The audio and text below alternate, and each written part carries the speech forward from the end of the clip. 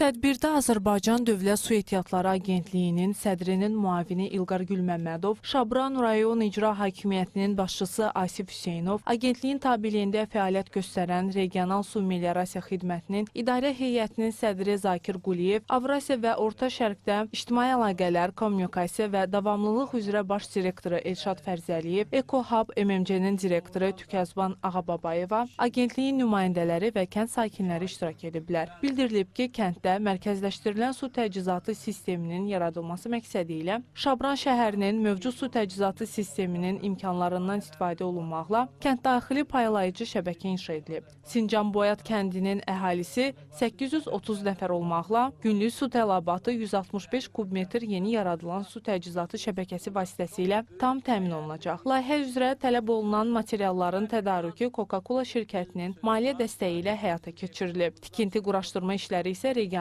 Su Meliorasiya Xidməti tərəfindən icra olunub. Bu məqsədlə uzunluğu 6 kilometr olan su şəbəkəsi inşa olunmuş və 222 abonentə ev birləşməsi verilmişdir. Əhaliyə verilən suyun dəqiq sortunun aparılması və sudan qənaətlə istifadə etmək məqsədi ilə hər bir abonentə su sayğacı ilə təchiz edilmişdir.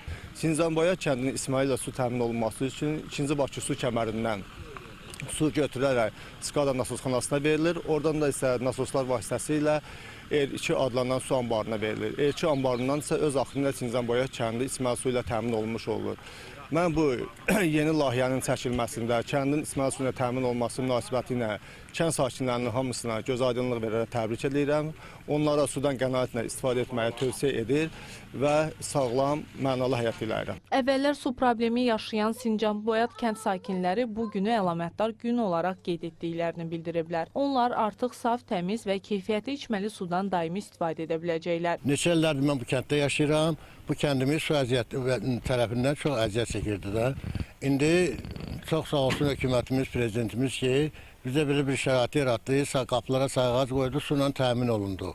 İndi bu su qutluğu vaxtında belə bir təşəbbüslə Meliorasiya İdarəsi də çox sağ olsun əziyyət çəkdilər, uşaqlar, işləyənlər də bunu bizim kəndimiz üçün təşkil elədilər. Bəli, təmin olundu. Çox sağ olsun, hər kəsin həyatında su gəlir. Sudakı həyat mənbəyidir, bildiyimiz kimi.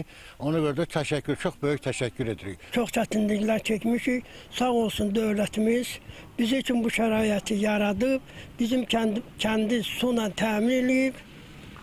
Bəli, həm məktəbin yolları, həm kəndin su təchizatı bizim üçün çox gözəl mənbəydir.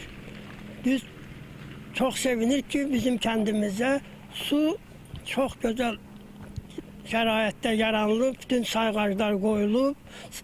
Deməli, bizim kəndi su ilə təmin edildiklərinə görə təşəkkürümüzü bildiririk. Qeyd edək ki, Şabran şəhərinin mövcud su təchizatı sistemi Şollar 2 magistral su kəmərləri vasitəsilə təmin olunur. Şəhərdə ümumilikdə 6872 abonent mövcuddur. Su təsərrüfatı infrastrukturu çərçivəsində uzunluğu 5,2 kilometr olan magistral su kəməri, 150 kilometrlik daxili paylayıcı şəbəkə, 134 kilometrlik kanalizasiya xətləri, 3 meydançada yerləşən su anbarları kompleksi, 3 nasos stansiyası və sutqalıq 10.000 kubmetr gücündə tullantı su təmizləyici qurğular kompleksi istismar edilir. Ümumilikdə isə rayon üzrə 23 yaşayış məntəqəsində 2374 abonentə su təchizatı xidməti göstərilir.